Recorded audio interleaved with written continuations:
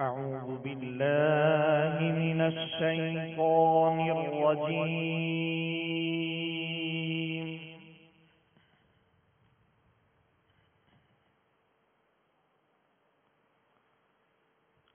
بسم الله الرحمن الرحيم.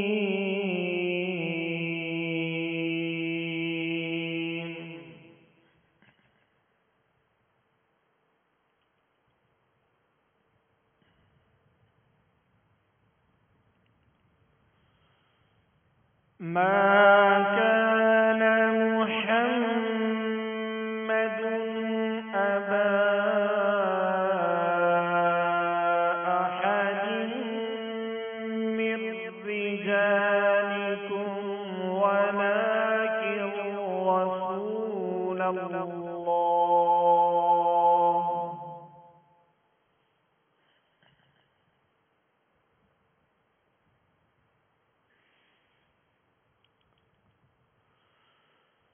ما كان محمد أبا أحد من رجالكم ولكن رسول الله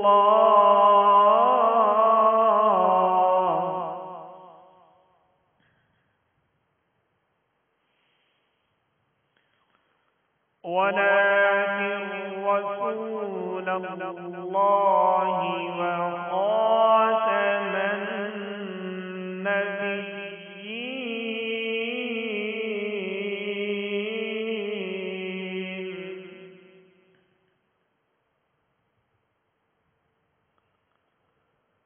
وكان الله بكل شيء عليما.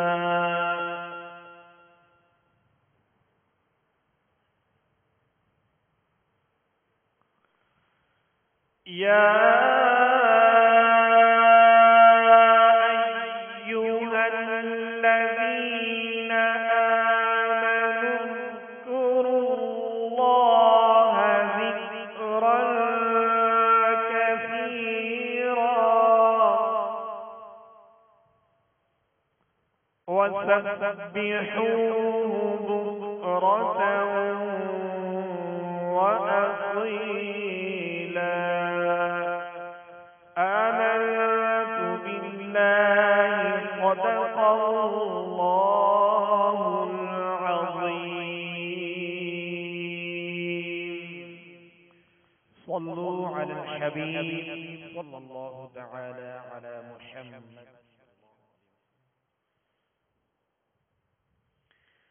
مولاي صل وسلم دائما أبدا على حبيبك خير الخلق كلهم. مولاي صل وسلم دائما أبدا على حبيبك خير الخلق كلهم. هو الحبيب الذي ترجى شفاعته، والحبيب الذي ترجى شفاعته لكل حول من الأحوال مقتحم. مولاي صل وسلم دائما أبدا على حبيبك خير الخلق كلهم. يا ربي بالمصطفى بلغ مقاصدنا، يا ربي بالمصطفى، يا ربي بالمصطفى بلغ مقاصدنا واغفر لنا ما مضى يا واسع الكرم. مولاي صل وسلم دائما أبدا على حبيبك خير الخلق كلهم.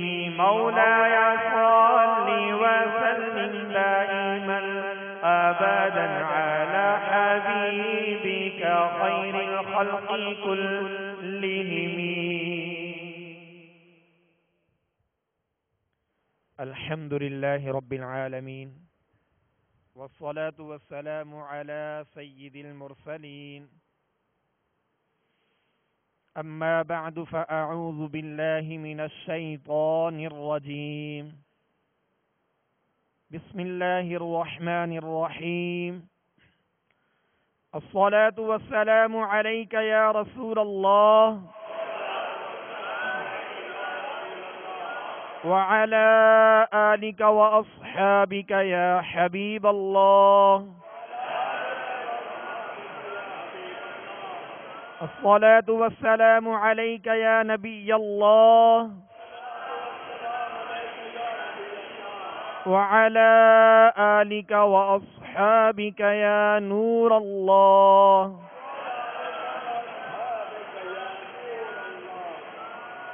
نويت سنة الاعتكاف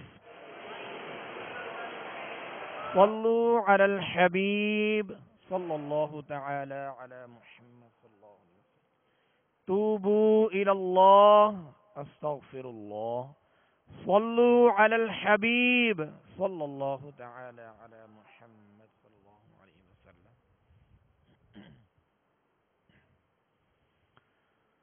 میٹھے میٹھے اسلامی بھائیوں اور میرے مدنی چینل کے ناظرین، آج ہم انشاءاللہ عز و جل مدنی قاعدے کے سبق نمبر 19 کی مشق کریں گے. لہذا تمام اسلامی بھائی اور میرے مدنی چینل کے ناظرین مدنی قاعدے کا سبق نمبر 19 نکال لیجیے.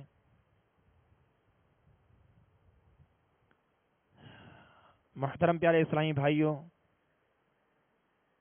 الحمدللہ اللہ عز و جل کا کروڑ ہا کروڑ احسان کہ اس مالک کائنات نے ہمیں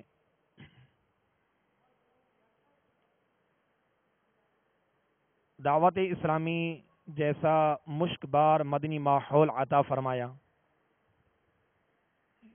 کہ جس کی برکتوں سے الحمدللہ عز و جل ہم مختلف مواقع پر ہماری تربیت کا ایک سلسلہ رہتا ہے. اور الحمدللہ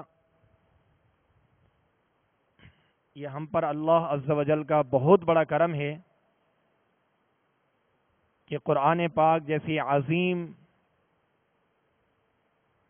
نعمت اور اس کی تلاوت درست کرنے کی جو سلسلہ ہے اس میں الحمدللہ یہ دعوت اسلامی کے ماحول کی برکت ہے کہ الحمدللہ ہمیں سوچ ملی اور مسجد میں آ کر ہم قرآن پاک سیکھنے اور سکھانے کی کوشش کر رہے ہیں. تو میٹھے میٹھے اسلامی بھائیوں، الحمدللہ عز و جل اسی کے ساتھ فرض علوم میں ہماری الحمدللہ رہنمائی کا سلسلہ جاری ہے. لہذا تمام اسلامی بھائی کامل توجہ کے ساتھ قرآن پاک کی مشق میں بھی فرض علوم میں جو چیزیں سکھائی جاتی ہیں ان تمام چیزوں کو سیکھنے کی بھرپور کوشش کیجیے اور ان پر عمل کرنے کی بھی بھرپور کوشش کیجیے. اللہ عز و جل ہم سب کو دعوت اسلامی کے پاکیزہ مدنی ماحول میں رہتے ہوئے مدنی کاموں کی دھومیں مچانے کی توفیق عطا فرمائے. آج ہم انشاءاللہ عز و جل مدنی قاعدے کے سبق نمبر 19 میں زائد الف سے متعلق انشاءاللہ سیکھیں گے اور اس کی پہچان کے ساتھ ساتھ اس کی مشق کریں گے. اس سے قبل جو ہم نے سبق نمبر 18 پڑھا تھا، جو حروف مقطعات میں مد کے حوالے سے ہم نے پہچان کی اور اس کی مشق کی، آج انشاءاللہ عز و جل مختصراً مدنی قاعدے کے سبق نمبر 18 کی سطر نمبر 4، اس سطر نمبر 4 کا تیسرا جو کلمہ ہے انشاءاللہ اس سے متعلق کچھ وضاحت کے بعد انشاءاللہ پھر ہم 19 نمبر سبق کی مشق کا سلسلہ شروع کریں گے. صلو علی الحبیب صلی اللہ تعالی علی محمد صلی اللہ علیہ وسلم. اعوذ باللہ من الشیطان الرجیم.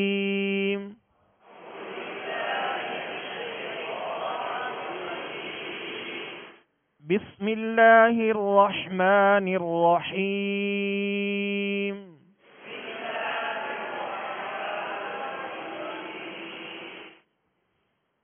सबक नंबर 18 की सतर नंबर 4 और इस चौथी सतर का तीसरा कलिमा। अलिफ लाम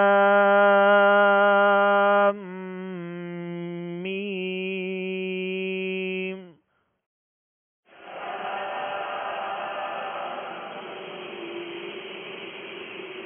अल्लाहु। अब इसमें चूंकि ये मद लाजिम के कायदे भी हैं इसमें, और जैसा कि हमने सीखा मद का माना है दराज करना, खींचना, और मद की 6 अक़साम हैं। मद मुत्तसिल, मद मुनफसिल, मद लाजिम, मद लीन लाजिम, मद आरिज और मद लीन आरिज। ये 6 अक़साम हैं मद की। और मद के सबब 2 हैं, हमज़ा और सुकून। हमज़ा की शक्लें 2 हैं, अलिफ शक्ल में भी हमज़ा आता है और आइन के सिरे की शक्ल में भी हमज़ा आता है। तो ये पहचान के तौर पे अर्ज़ कर रहा हूँ कि 2 शक्लें हमज़ा की होती हैं। और सुकून की भी 2 शक्लें हैं, एक सुकून जज़्म की सूरत में और दूसरा तशदीद की सूरत में। और सुकून की 2 किस्में हैं, सुकून असली और सुकून आर्जी। इस बात को ज़हन में रखिएगा कि हुरूफ मद्दा के बाद अगर सुकून असली आ जाए तो वहाँ मद्द लाजिम होगा। यानी हुरूफ मद्दा के बाद, यहाँ हुरूफ मद्दा और हुरूफ लीन, ये 2 ऑप्शन ज़हन में रखिएगा, हुरूफ मद्दा और हुरूफ लीन। हुरूफ मद्दा के बाद अगर हमज़ा, अगर सुकून असली उसी कलमा में आ जाए तो मद्द लाजिम, और हुरूफ लीन के बाद अगर उसी कलमे में सुकून असली आ जाए तो वहाँ मद्द लीन लाजिम होगा। इस कायदे को ज़हन में रखिए। और अगर हुरूफ मद्दा के बाद सुकून आर्जी आ जाए तो वहाँ मद्द आरिज होगी, और अगर मद्द हुरूफ लीन के बाद सुकून आर्जी आ जाए तो वहाँ लीन आरिज होगी। ये कवायद हैं मद्दात के, और इसकी हमने पहचान भी की। इंशाअल्लाह तिलावत के दौरान भी जो जो मद्दें आएंगी इंशाअल्लाह पहचान का सिलसिला जारी रखेंगे। लिहाजा इस कलमे में अलिफ लाम मीम, इस कलमे के अंदर लाम पर भी मद्द लाजिम है। आप नीचे जो इसकी हिज्जे का तरीका लिखा हुआ है, आप इसमें देखेंगे तो आपको वाज़े पहचान होगी कि लाम के साथ अलिफ मद्दा है, और अलिफ मद्दा के बाद, हुरूफ मद्दा में से अलिफ मद्दा है, अलिफ मद्दा के बाद मीम पर जो सुकून है ये सुकून असली है। सुकून असली को सुकून लाजिम भी कहते हैं। तो ये सुकून असली उसी कलमे में है, लिहाजा यहाँ मद्द लाजिम होगा। और मीम साकिन के बाद दूसरी मीम है तो इदगाम शफवी का कायदा होगा, 1 अलिफ की मिकदार में गुन्ना करके पढ़ेंगे। आगे या मद्दा है, या मद्दा के बाद मीम पर सुकून लाजिम है उसी कलमे में, लिहाजा यहाँ पर भी मद्द लाजिम होगा। अब यहाँ पर मिलाकर पढ़ना या रुक कर पढ़ना, 2 तरीकों से पढ़ा जाएगा, मिलाने की सूरत में भी और रुक कर पढ़ने। अलिफ लाम मीम के अगर मीम पर हमने वक्फ कर दिया, ठहर गए, तो आगे पढ़ेंगे अल्लाहु, और जब मिलाएंगे तो ये अल्लाह अज़्ज़ व जल के से पहले जो हमज़ा है अलिफ शक्ल में, ये हमज़ा वसली है। हमज़ा वसली उसे कहते हैं जो कलाम के दरमियान में गिर जाता है। मिसाल के तौर पे अल्हम्दुलिल्लाह, तो अलहम्द का शुरू का जो हमज़ा है ये भी वसली है। अगर बिस्मिल्लाहिर्रहमानिर्रहीम को मिलाकर पढ़ेंगे अलहम्द शरीफ से तो ये हमज़ा गिर जाएगा, और मीम को लाम से मिलाएंगे, ये कलाम के दरमियान में हमज़ा वसली गिर गया। इसे हमज़ा आर्जी भी कहते हैं, हमज़ा वसली भी कहते हैं। वसल की सूरत में तो गिरता है, मगर वक्फ की सूरत में ये पढ़ा जाता है। साकिन हर्फ को पढ़ने के लिए इस हमज़े का इस्तेमाल होता है। अब जब हम मिलाएंगे, यहाँ पर वक्फ मीम पर नहीं करेंगे, आगे मिलाएंगे, तो इसकी ये सूरत होगी कि मीम पर ज़बर देकर हम لام سے میم کو ملائیں گے، میم پر زبر دے کر۔ اب سوال یہ پیدا ہوتا ہے کہ میم پر سکون اصلی ہے، اور سکون اصلی کی ہم نے یہ تعریف سیکھی کہ سکون اصلی وہ ہوتا ہے جو حالت وقف اور وصل دونوں میں باقی اور قائم رہے، دونوں میں باقی رہے، اس میں کوئی تبدیلی نہ ہو۔ تو یہاں پر جب میم پر سکون اصلی ہے تو اس پر زبر کیوں دیا گیا؟ تو میٹھے میٹھے اسلامی بھائیوں، یہ بات ذہن میں رکھیے گا، کوئی بھی قاعدہ بنتا ہے تو ثقل کو دور کرنے کے لیے، مشکل کو آسان کرنے کے لیے قاعدہ بنتا ہے۔ یہ جتنے بھی ہم قواعد سیکھ رہے ہیں یہ مشکلات کو آسان کرنے کے لیے، اور اس میں مشکل جب آسان ہوتی ہے تو اس میں حسن اور خوبصورتی پیدا ہوتی ہے۔ تو میٹھے میٹھے اسلامی بھائیوں، یہاں میم پر زبر اس لیے دیں گے جب ملا رہے ہیں تو حمزہ وصلی کا قاعدہ یہ ہے کہ ملانے کی صورت میں یہ گر گیا۔ اب جب حمزہ وصلی گر گیا تو میم بھی پیچھے ساکن ہے، اور آگے اس میں جلالت اللہ عز و جل کا لام بھی ساکن ہے، اس پر سکون بشکل تشدید ہے۔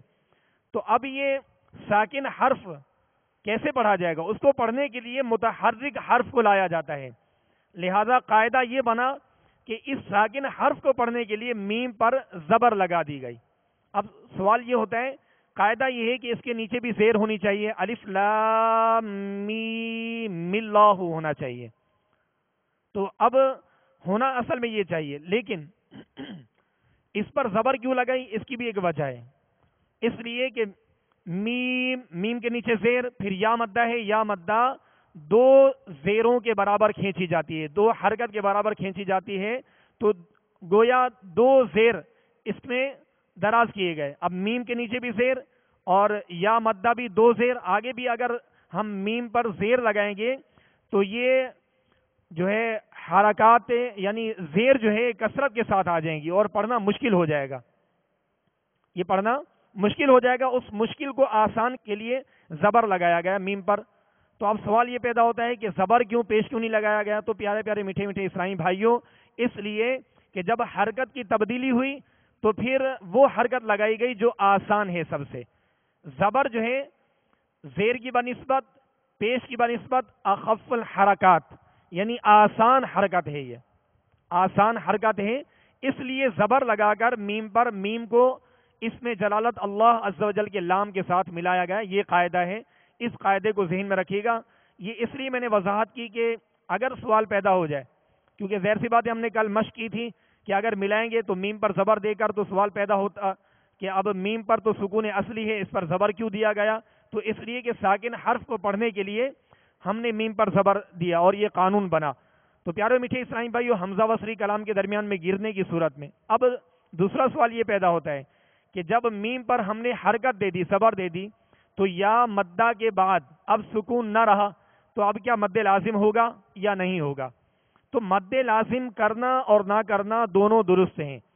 مد لازم اصل کا اعتبار کریں گے کہ اصل میں میم پر جو ہے سکون اصلی ہے، سکون لازم ہے، تو یہ مد کریں گے۔ اصل کا اعتبار کریں گے تو یہاں مد لازم ہوگا، اور اگر قانون کا اعتبار کریں گے کہ یہاں قاعدہ بدل گیا کہ یا مدہ کے بعد اب سکون اصلی جس میم پر تھا، آگے مجبوری یہ تھی کہ اس میں جلالت اللہ عز و جل کا لام جو ہے وہ بھی ساکن ہے، لہذا کلام کے درمیان میں حمزہ بھی گر گیا اور اس پر اب زبر لگ گیا، تو اب سکون باقی نہ رہا، تو اب مد اصلی یعنی اس میں ایک الف کی مقدار میں کھینچ کر بھی پڑھنا درست ہے، مگر بہتر یہ ہے کہ یہاں مد لازم کیا جائے، اصل کا اعتبار کیا جائے۔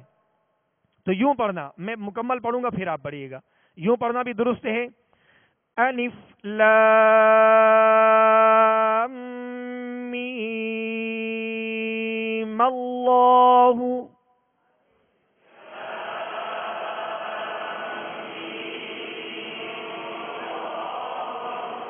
میم پر پہلی میم پر ہم غنہ کریں گے، اس لیے کہ میم ساکن کے بعد دوسری میم ہے، لہذا ادغام کا قاعدہ ہے، اور ادغام 4 حروف میں غنہ ہوتا ہے، ایک الف کی مقدار میں ناک میں آواز کو لے جا کر ٹھہرائیں گے۔ ایک یہ طریقہ جو ابھی مد لازم کر کے ہم نے پڑھا، اور دوسرا طریقہ مد اصلی کرتے ہوئے الف لام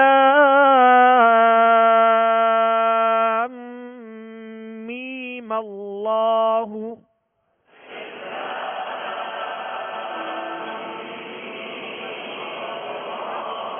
تو یوں اس طرح پڑھنا بھی درست ہے. اور اگر وقف کریں گے تو یہاں مد لازم ہی ہوں گے، اور آگے اللہ عز و جل کے لام کے ساتھ ہم حمزہ کو ملا کر پڑھیں گے. جیسے الف لام میم اللہ.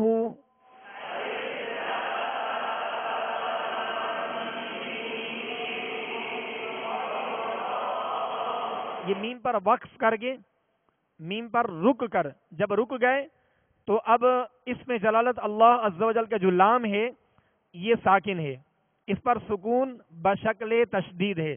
تو ساکن حرف خود سے نہیں پڑھا جاتا، بلکہ ساکن حرف اپنے پہلے والے متحرک حرف کے ساتھ مل کر پڑھا جاتا ہے.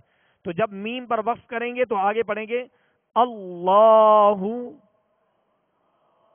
تو یہ اس کی میں نے وضاحت کی، اس طریقہ کار کو اور اس قاعدے کو ذہن میں رکھیے گا. اب انشاءاللہ عز و جل ہم سبق نمبر 19 کی مشق کریں گے. صلو علی الحبیب صلی اللہ تعالی علی محمد صلی اللہ علیہ وسلم.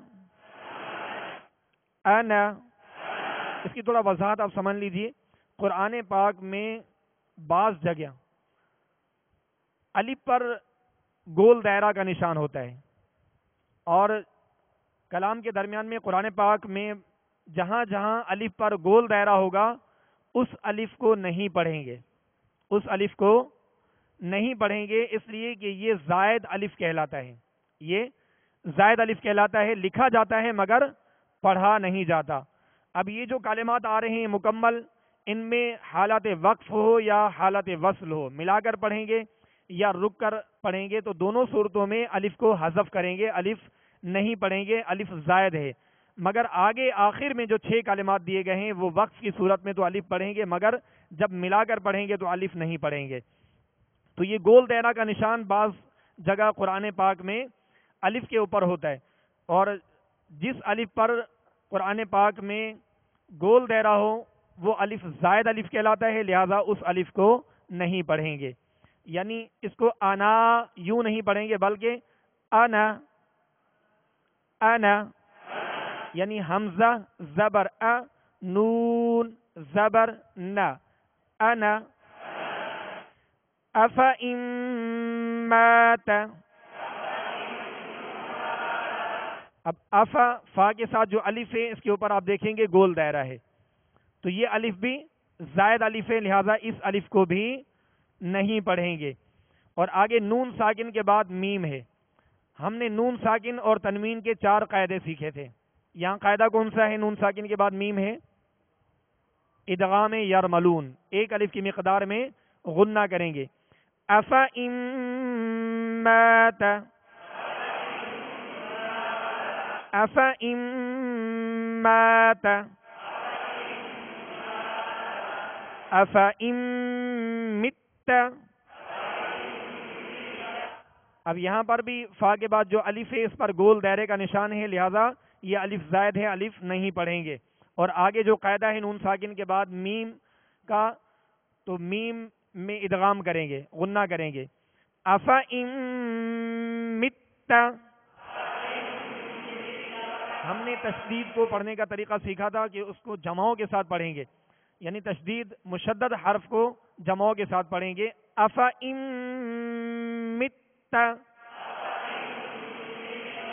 لَإِلَى اللَّهِ،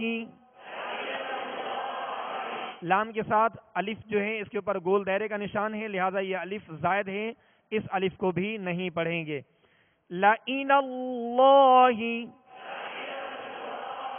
یہ میٹھے میٹھے اسلامی بھائیوں، اس سبق نمبر 19 میں مدنی قاعدے کے سبق نمبر 19 میں یہ جتنے بھی دیے گئے کلمات، ان کلمات کے نیچے پارہ نمبر اور سورت نمبر، آیت نمبر، سورت کا نام، یہ سب اس میں دیے گئے ہیں. یعنی یہ جتنے بھی قرآن پاک میں کلمات زائد الف کے آ رہے ہیں وہ دیے گئے. لہذا آپ مدنی قاعدے میں بھی دیکھ کر ان قواعد کی پہچان کر سکتے ہیں. اگر قرآن پاک میں کہیں بھی اس طرح کا قاعدہ آئے تو مدنی قاعدے سے آپ رہنمائی لے سکتے ہیں. لَإِلَى اللَّهِ، سطر نمبر 2. لَإِلَى الْجَحِيمِ، یہ میں نے وقف کیا تو اس پر مد عارض کیے، جب وقف نہیں کریں گے تو ایک الف کی مقدار میں کھینچیں گے. لَإِلَى الْجَحِيمِ، لَإِلَى الْجَحِيمِ. لام کے ساتھ جو الف ہے یہ الف زائد الف ہے، اس کے اوپر گول دائرہ ہے. لَإِلَى الْجَحِيمِ لِشَيْءٍ، لِشَيْءٍ، سین کے ساتھ جو الف ہے اس کے اوپر گول دائرے کا نشان ہے، لہٰذا یہ الف زائد ہے، نہیں پڑھیں گے. لِشَيْءٍ، اور قاعدہ کون سا لگے گا؟ یا لین کا، نرمی کے ساتھ پڑھیں گے، بغیر کھینچے بغیر جھٹکا دیے نرمی کے ساتھ معروف پڑھیں گے. لِشَيْءٍ لَكِنَّهُ اللَّهُ، لَكِنَّهُ اللَّهُ، یہ نون کے ساتھ جو الف ہے زائد الف ہے، لہذا یہ الف نہیں پڑھیں گے. لَكِنَّهُ اللَّهُ مَلَئِهِ، لام کے ساتھ الف پر گول دائرے کا نشان، یہ الف زائد نہیں پڑھیں گے. مَلَئِهِ، یعنی اس کو مَلَئِهِ نہیں پڑھیں گے. مَلَئِهِ، مَلَئِهِ، مَلَئِهِ. سطر نمبر 3. أَن تَبُوءَ، آخر میں جو الف ہے زائد الف ہے، اس کے اوپر گول دائرے کا نشان ہے. اور یہ مد کون سی ہوگی؟ حروف مدہ کے بعد حمزہ عین شکل میں اسی کلمہ میں آیا، مد کون سی ہوگی؟ مد متصل ہوگی. أَن تَبُوءَ وَلَأَوْضَعُوا، اس لام کے ساتھ بھی الف زائد، الف کے اوپر گول دائرے کا نشان ہے، الف نہیں پڑھیں گے. وَلَأَوْضَعُوا لَأَذْبَحَنَّهُ لَأَنْتُمْ، یہاں پر ہم نے غنہ کیا ان پہ، قاعدہ اخفاء کا قاعدہ ہے، نون ساکن کے بعد تا ہے لہذا یہاں اخفاء ہوگا. لَأَنْتُمْ، سطر نمبر 4. مِن نَبَإِ، با کے ساتھ جو الف ہے گول دائرے کا نشان ہے، لہذا الف نہیں پڑھیں گے. اور آگے جو یا ہے یہ یا بھی نہیں پڑھیں گے، کہ یہ جو کلمات میں بعض حروف لکھے جاتے ہیں پڑھے نہیں جاتے، اور بعض حروف پڑھے جاتے ہیں مگر لکھے نہیں جاتے، یہ ان قواعد میں ہے. من نبأ وملئہم، لام کے ساتھ الف زائد ہے.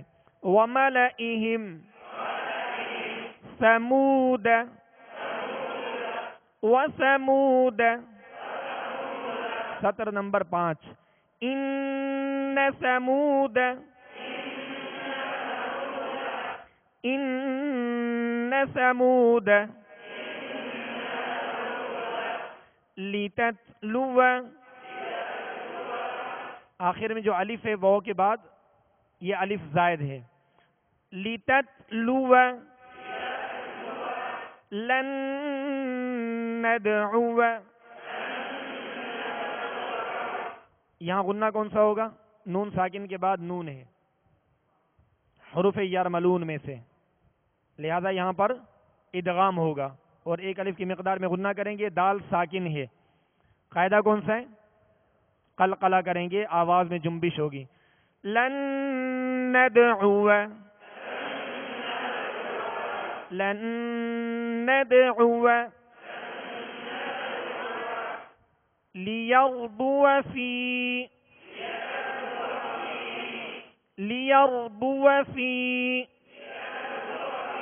سطر نمبر 6 واو کے بعد جو الف ہے زائد الف ہے، الف نہیں پڑھیں گے. لیبلو با پر کیا کریں گے؟ قلقلہ کریں گے.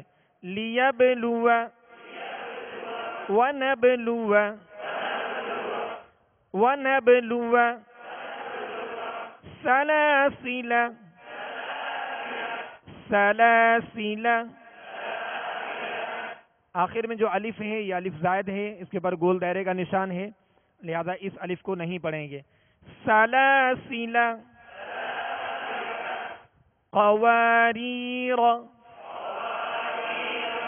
قواریر. اب آگے سطر نمبر 7 میں جو 6 کلمات دیے ہیں، ان کلمات میں جو الف کے اوپر گول دائرے کا نشان ہے، یہ الف وصل میں جب ملا کر پڑھیں گے تو یہ الف نہیں پڑھیں گے. اگر اس کلمہ پر وقف کریں گے تو وقف کی صورت میں پڑھیں گے. لیکن اور وقف کریں گے تو لیکن. جب وقف کریں گے تو الف پڑھیں گے اور ایک الف کی مقدار میں کھینچ کر پڑھیں گے. الظنون یہ ملا کر پڑھنے کی صورت ہے، اور وقف کریں گے الظنون. الرسول اور وقت کی صورت میں یہ الف پڑھیں گے. الرسول. السبیل وقت کی صورت میں الف پڑھیں گے. السبیل. قواریر اور وقف کریں گے تو الف پڑھیں گے. قواریر. انا انا. ابھی جو قواریرا سطر نمبر 7 کا کلمہ نمبر 5واں، اس 5ویں کلمے کے اندر قواریرا، اور سطر نمبر 6 کا جو چوتھا کلمہ ہے یہ بھی قواریرا. اب اس میں لکھا گیا وضاحت ہے، یہ سورۃ الدہر 29ویں سپارے میں ہے. دونوں جو کلمات برابر برابر میں آتے ہیں، اور جو سطر نمبر 7 والا ہے یہ پہلا کلمہ ہے، اور جو سطر نمبر 6 میں ہے یہ دوسرا کلمہ ہے، یعنی قواریر قواریر. جب یعنی پہلے پر اگر وقف کریں گے تو قواریر الف پڑھیں گے، اور دوسرے پر اگر وقف کریں گے تو پھر الف نہیں پڑھیں گے، کیونکہ اس کا جو زائد الف ہے یہ حالت وقف اور وصل دونوں میں نہیں پڑھیں گے، جو سطر نمبر 6 کا کلمہ نمبر 4 ہے. باقاعدہ اس میں مدنی قاعدے میں لکھا بھی گیا ہے، یہ پہلا جو قواریرا ہے یہ وصل میں جب ملا کر پڑھیں گے تو الف نہیں پڑھیں گے، اور جب وقف کریں گے تو یہ الف پڑھا جائے گا. لہذا ان 6 کلمات کے علاوہ باقی جتنے بھی یہ کلمات آ رہے ہیں یہ زائد الف کے حالت وقف ہو یا وصل ہو، ملا کر پڑھیں یا رکیں، تو ان میں الف جو ہے وہ حذف ہی کریں گے، الف نہیں پڑھیں گے. اس قاعدے کو ذہن میں رکھیے گا. اللہ عز و جل مزید ہمارے لیے آسانی عطا فرمائے. صلو علی الحبیب صلی اللہ تعالی علی محمد صلی اللہ علیہ وسلم. سورۃ القاریہ اس کی مشق کریں گے، لہذا تمام اسرائی بھائی قرآن پاک کے 30ویں سپارے کی سورۃ القاریہ یہ نکال لیجیے. اعوذ باللہ من الشیطان الرجیم.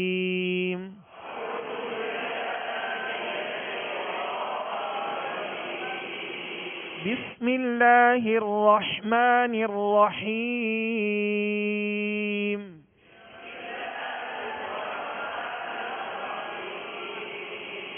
القارعۃ ما القارعۃ. القارعۃ ما القارعۃ. اب القارعہ یہاں جو لام پر سکون ہے، اس سکون کو جماؤ کے ساتھ پڑھنا ہے، یعنی اس میں قلقلہ نہ ہو. آواز میں حرکت پیدا نہ ہو. القارعہ نہیں پڑھیں گے بلکہ القارعہ. ملقارعہ. القارعة ما القارعة وما أدراك ما القارعة.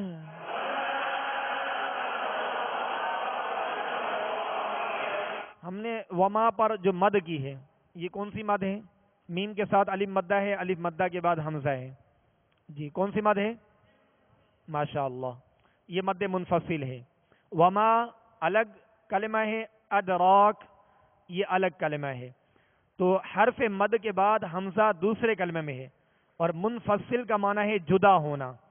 تو حرف مد سے یہ حمزہ دوسرے کلمے میں ہے، جدا ہے، لہذا یہاں مد منفصل ہوگا. اور دال پر سکون ہے، جزم ہے، لہذا دال پر قلقلہ کریں گے. وما أدراك ما القارعة.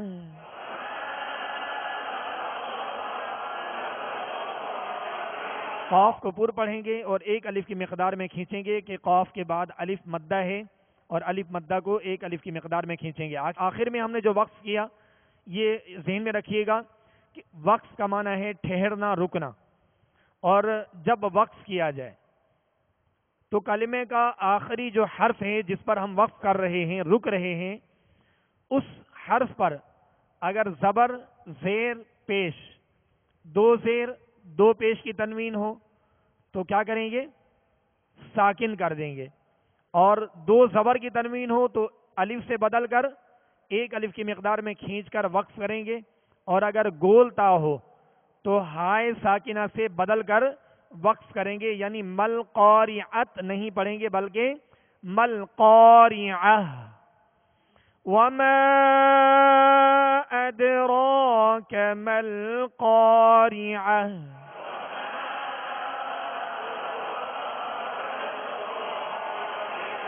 یوم یکون الناس کالفراش المبثوث.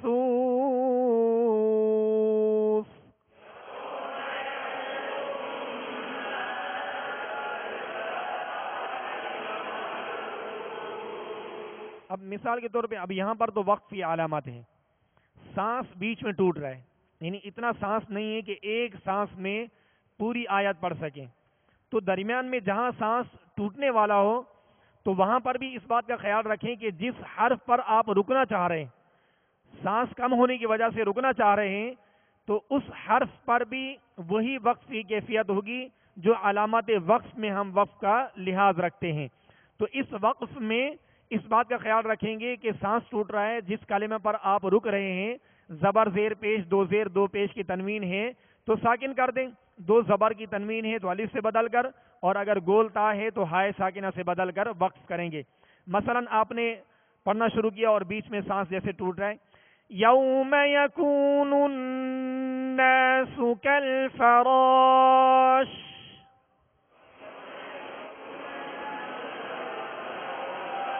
اب سین پر یعنی المبسوس نہیں پڑھا جا رہا، سانس ٹوٹ رہا ہے. تو بہتر ہے کہ وقف ایسی جگہ پر کیا جائے جو کلمہ غیر موصول ہو، جو آخر میں کس سے مل نہ رہا ہو، تو کلمہ مکمل ہو رہا ہو. اب جب یہاں رک گئے، یہاں وقف کی علامت نہیں ہے، تو اب طریقہ یہ کہ اعادہ کریں گے، یعنی لوٹائیں گے. اعادہ کا معنی ہے لوٹانا.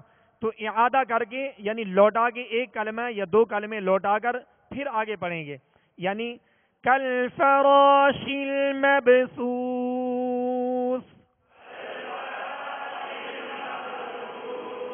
تو اس قاعدے کو ذہن میں رکھیے گا کہ ایک بڑی آیت ہے، آپ دیکھ رہے ہیں کہ سانس ٹوٹ رہا ہے تو وقف صحیح طریقے سے کریں گے. یہ ذہن میں رکھیے گا تجوید کا دوسرا جز جو ہے وہ وقف ہے. پہلا کیا ہے؟ حروف کی تجوید، اور دوسرا ہے معرفات وقوف، یعنی وقفوں کی جگہوں کا پہچاننا اور وقف کے طریقہ کار کو جاننا کہ وقف کہاں کیا جائے اور کس طریقے سے کیا جائے. یہ تجوید کا دوسرا اور اہم جز ہے. انشاءاللہ آگے وقف کا مدنی قاعدے میں جیسے سبق آئے گا تو اس میں مزید وضاحت ہوگی. لہذا वक्फ का भी ख्याल रखना चाहिए कि कहाँ रुक रहा हूँ और किस तरीके से रुक रहा हूँ, किस तरीके से रुकना है। दरमियान में अगर सांस टूट गया, आपने वक्फ किया, तो अब आगे नहीं बल्कि पीछे से एक या दो कलमे मिलाकर फिर आगे पढ़ेंगे। यौम यकूनुन नासु कल फराशिल मबसूस,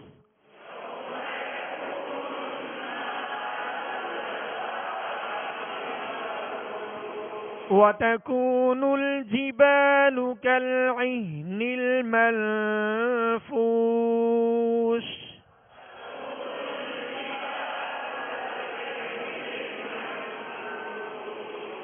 फअम्मा मन सक़ुलत मवाज़ीनुहु,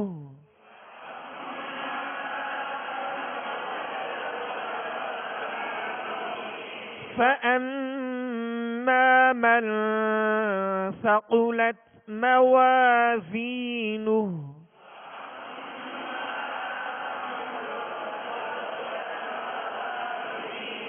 فهو في عيشة راضية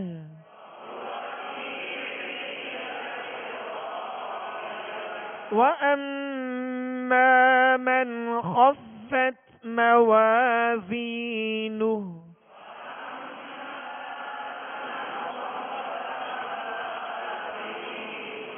فأمه هاوية وما أدراك ما هي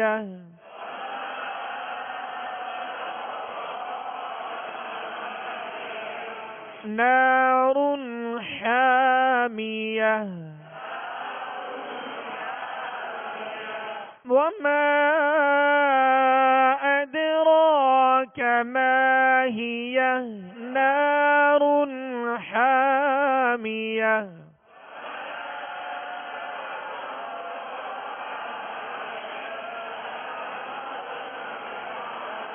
نار حامية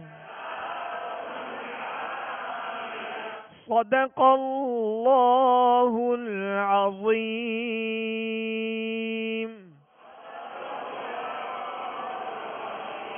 صلوا على الحبيب صلى الله تعالى على محمد.